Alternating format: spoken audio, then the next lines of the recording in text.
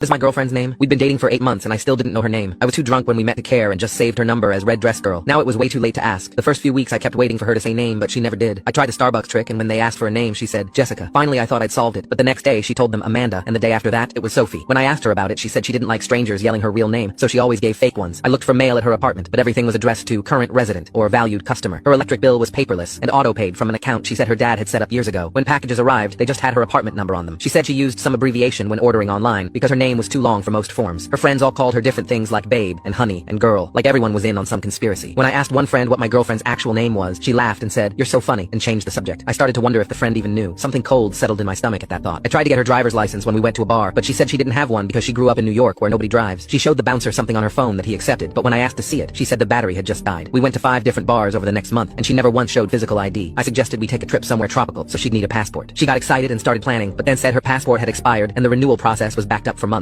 When I offered to help with the paperwork, she said her birth certificate was at her parents' house in another state, and they were traveling in Europe so she couldn't get it. At restaurants, I'd make reservations under my name, then pretend I forgot, and ask her to check if she had one. She'd just tell them we were looking for a table for 2, and they'd seat us anyway. When hosts asked for her name, she'd point at something on the menu and start asking questions until they got distracted. It was almost like she'd practiced it. I tried getting romantic and asking what her grandmother called her as a child. She said she'd had so many nicknames she couldn't remember them all. When I asked what teachers called her in school, she said she'd been homeschooled, and her mom just called her sweetheart. Every story somehow avoided her actual name. Her credit cards just said valued member, which she claimed was a privacy thing her bank offered. Her gym membership was under some corporate account from an old job. Her laptop had no name on the user account, just a smiley face emoji. Even her Netflix profile just said me, and when I asked about it, she said she thought it was funny. I looked through her yearbooks when she was in the shower, but her pictures had been cut out of every single one. She said her ex had done it in a jealous rage years ago. The one photo that remained showed her, but the name underneath had been covered with whiteout. She said her ex was seriously disturbed and changed the subject. I started getting desperate and suggested we get married as a joke to see what she'd say. Instead, she got really excited and started planning our future together. When I asked what name she'd want on the wedding invitations, she said, "Let's just do something simple like join us for our celebration." I found her college diploma in a drawer, but the name section was water damaged and completely illegible. She said a pipe had burst in her first apartment and destroyed a bunch of important documents. The degree and university were perfectly clear, but the single line with her name looked like it had been specifically targeted by water. I tried to be clever and said we should practice signatures for our future wedding. She drew elaborate loops that could have been anything. When I asked her to write it in print, she said she'd always preferred cursive. When I asked her to spell it out, she got a phone call and never came back to it. At this point, I started to wonder if maybe she was in witness protection or hiding from someone, but she posted on social media constantly and had hundreds of friends and lived a completely normal life.